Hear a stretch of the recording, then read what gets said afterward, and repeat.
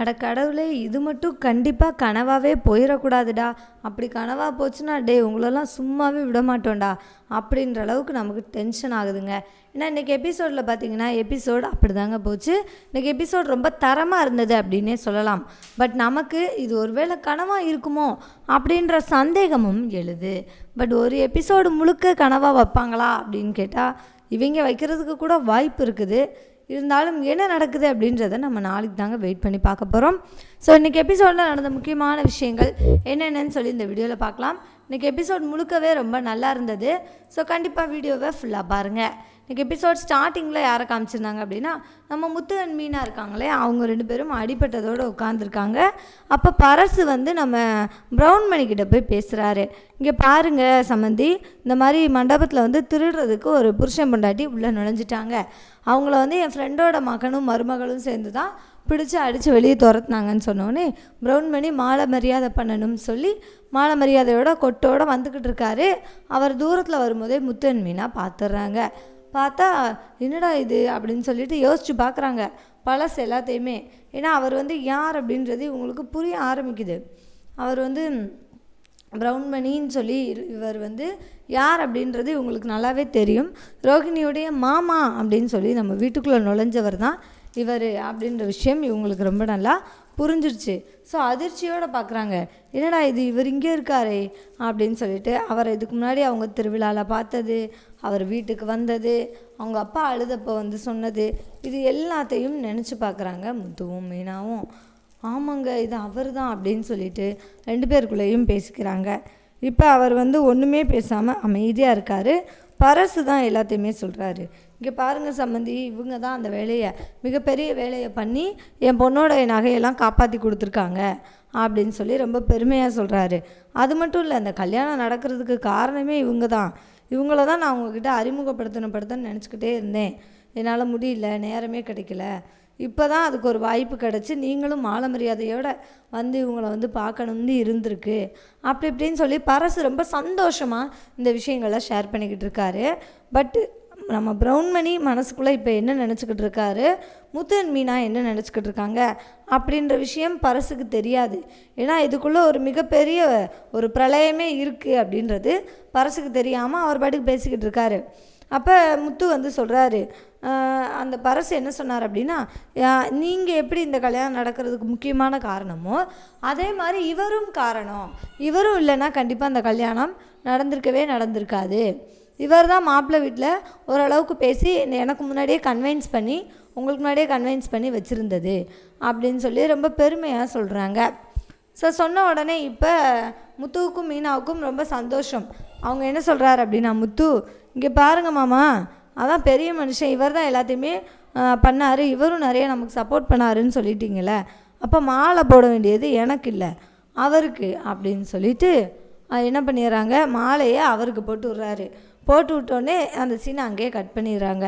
அதற்கப்புறம் பார்த்தா முத்து வீட்டுக்கு வர்றாரு. வீட்டுக்கு வந்து விஜயா கிட்டே சொல்கிறாரு, அம்மா நான் உங்ககிட்ட ஒரு முக்கியமான விஷயம் சொல்லணும்ப்பா, அம்மா நான் உங்ககிட்டையும் பேசணும் அப்படின்னு சொல்லி அவர் பாட்டுக்கு ரொம்ப படபடப்பாகவே இருக்கார். என்னங்க இவன் வந்ததுலேருந்து துள்ளிக்கிட்டே இருக்கான் அப்படின்னு சொல்லி விஜயா கேட்குறாங்க. முத்து என்ன முத்து சொல்லு அப்படின்னு சொன்னோடனே, அந்த பார்லர் அம்மா எங்கே போயிருக்கு அப்படின்ற மாதிரி கேட்குறாங்க. ஏன் அவள் உள்ளே தான் இருக்கா அப்படின்ற மாதிரி சொல்கிறாங்க.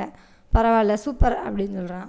நம்ம ரவி ஸ்ருதி அப்படின்னு சொன்னோடனே, டேய் அவங்க தான் வெளியில் போயிருக்காங்கல்ல அப்படின்னு சொன்னோடனே, ஆமாம்ல இன்றைக்கி ஒரு சூப்பர் தரமான சீனை போய் மிஸ் பண்ணிட்டு போயிட்டாங்களே அப்படின்னு சொல்லிட்டு, சரி ஓகே இல்லை மற்றவங்க எல்லோரும் இருக்கீங்கள்ல அப்படின்னு சொல்லிட்டு இப்போ என்ன சொல்கிறாரு அப்படின்னா, இங்கே பாருங்கப்பா, நம்ம பாட்டி எப்போவுமே ஒரு கதை சொல்லுவாங்கள்ல, உங்களுக்கு ஞாபகம் இருக்கா, நரி வந்து ரொம்ப நாள் வேஷம் போட்டுக்கிட்டே இருந்துச்சான். ஆனால் அதோடய வேஷம் ஒரு நாள் களைஞ்சி போச்சான். இந்த கதை நம்ம கேட்டிருக்கோம்ல, அந்த கதைப்படி அந்த கதை வந்து நரிக்கு இல்லைப்பா மனுஷங்களுக்கு தான். அது எனக்கு இன்றைக்கி தான் புரிஞ்சிச்சு அப்படின்னு சொன்னோடனே நம்ம ரோகிணி வந்து போச்சு, என்ன மீனா உங்கள் ஹஸ்பண்டுக்கு ஏதோ ஆயிடுச்சு போல், ஏதோ பேசிகிட்டு இருக்காரு அப்படின்ற மாதிரி சொல்கிறாங்க. மீனா வந்து கோபமாகவே பார்த்துக்கிட்டு இருக்காங்க. ஏன்னா அவங்களுடைய திருட்டு வேலைகள் தான் தெரிஞ்சு போச்சே, அதனால் எதுக்கு இவங்கக்கிட்டலாம் நம்ம பம்மனும் இவர் வாயை மூட சொல்லணும் அப்படி சொல்லிட்டு முத்துவை நல்லா பேச விட்டுட்டு மீனா கம்முன்னு தான் இருக்காங்க. அப்போ அவரும் கிண்டல் பண்ணிக்கிட்டே போய்கிட்டு இருக்காரு.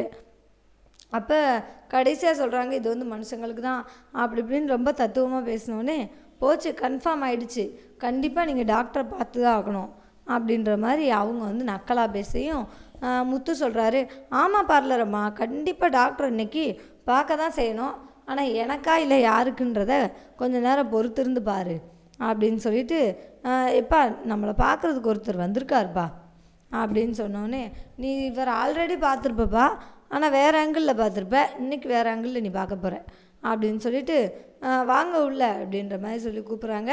ப்ரௌன்மணி உள்ளே வர்றாரு, மாலையோடு வர்றாரு. உடனே விஜயாவுக்கு சந்தோஷம், வாங்க சம்மந்தி, வாங்க சம்மந்தி, என்ன திடீர்னு சொல்லாமல் கொள்ளாமல் வந்திருக்கீங்க அப்படின்னு சொல்லிட்டு வாங்க வாங்கன்னு உள்ளே கூப்பிட்றாங்க.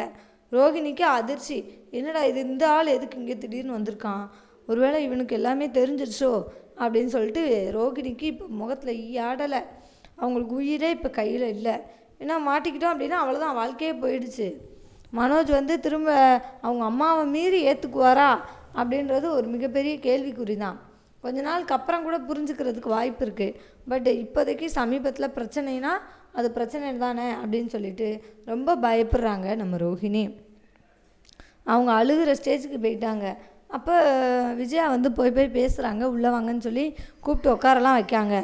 அப்போ ரோஹிணி வந்து எப்படியாவது சமாளிக்கணும்ல அப்படின்னு சொல்லிட்டு, வாங்க அங்கிள், என்ன திடீர்னு வந்திருக்கீங்க சொல்லாமல் கொள்ளாமல், எதுவும் பிரச்சனையா அங்கிள், ஒன்றும் ப்ராப்ளம் இல்லைல்ல அப்படி இப்படின்னு சொல்லிட்டு அவங்க பாட்டுக்கு நடிக்கிறாங்க. நடிக்க ஆரம்பித்தோடனே, பார்லரம்மா இரு இரு இரு அப்படின்னு சொல்லிட்டு அவர் என்ன பண்ணுறாரு அப்படின்னா, இவர் வந்து ஃபங்க்ஷனில் பார்த்தோம், நாங்கள் ஃபங்க்ஷன்லேருந்து தான் கூப்பிட்டு வந்திருக்கோம் அப்படி இப்படின்னு சொல்லிட்டு நிறைய வார்த்தைகளுக்கு குதர்க்கமாக என்ன பண்ணுறாருனா இடையில பேசுகிறாரு நம்ம முத்து. ஸோ இதில் வந்து ரோகிணிக்கு ஒரு விஷயம் புரிய ஆரம்பிக்குது. ஓகே, இவனுக்கு ஏதோ கண்டிப்பாக தெரிஞ்சிருக்குது, தெரிஞ்சனால தான் தைரியமாக என்ன பண்ணுறான், வீட்டுக்கே கூட்டிகிட்டு வந்து அவன் பேச்சு வளர்த்துக்கிட்டு இருக்கான். இன்றைக்கி நம்ம கண்டிப்பாக மாட்ட போகிறது உறுதியாயிடுச்சு. ஆனால் எந்த லெவலுக்கு மாட்ட போகிறோம், என்னென்ன உண்மைகள் வெளியில் வரப்போகுது அப்படின்றது தெரியல. பட் நம்ம சமாளித்து பார்ப்போம் அப்படின்னு சொல்லிட்டு அவங்களும் சமாளித்து பார்க்குறாங்க. அங்கிள், நீங்கள் எந்த ஹோட்டலில் தங்கியிருக்கீங்க, எதுக்காக திடீர்னு வந்தீங்க, வாங்க நீங்கள் தங்கியிருக்க ஹோட்டலில் போய் நம்ம பேசிக்கலாம் அப்படி இப்படின்னு சொல்லிட்டு அங்கேருந்து கூட்டிகிட்டு போகிறதுலையே குறியாக இருக்காங்க ரோஹிணி. அப்போ முத்து சொல்கிறாரு, பார்லரம்மா இரு இரு இரு, அவர் வந்த விஷயத்த சொல்லட்டும் அப்படின்னு சொல்லி சொன்னோடனே, இங்கே பாருங்கள், அவன் எதுக்காக என் மாமா விஷயத்துலலாம் அவர் வந்து தலையிடுறாரு, அது எங்கள் குடும்ப விஷயம் அப்படி இப்படின்னு சொல்லிட்டு ரோஹிணி வழக்கம் போல் பமாத்து பண்ணுறாங்க.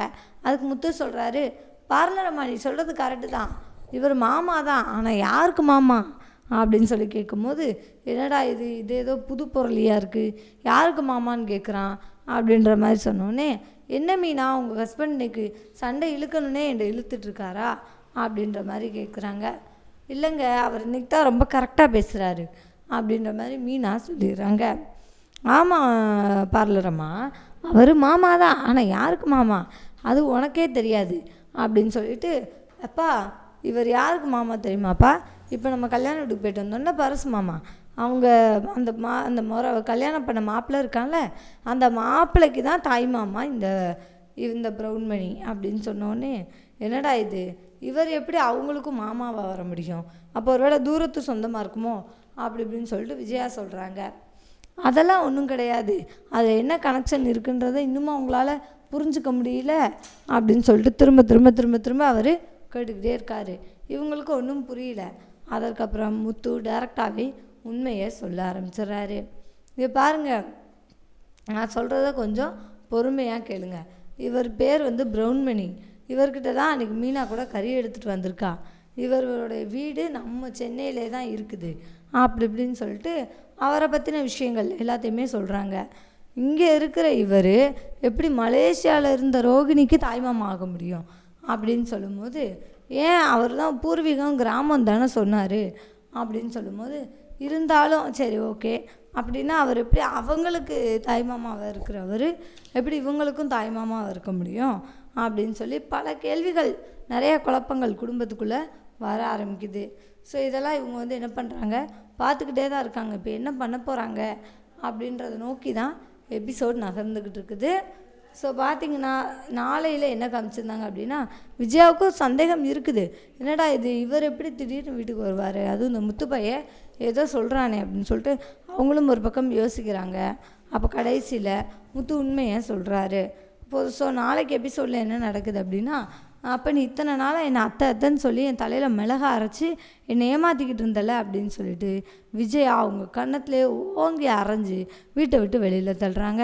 ஸோ இவ்வளோதாங்க நாளைக்கு எபிசோடில் நடக்க போகிற முக்கியமான விஷயங்கள். தேங்க்யூ ஃபார் வாட்சிங். இந்த வீடியோ உங்களுக்கு பிடிச்சிருந்துச்சுன்னா மறக்காமல் லைக் பண்ணிக்கோங்க.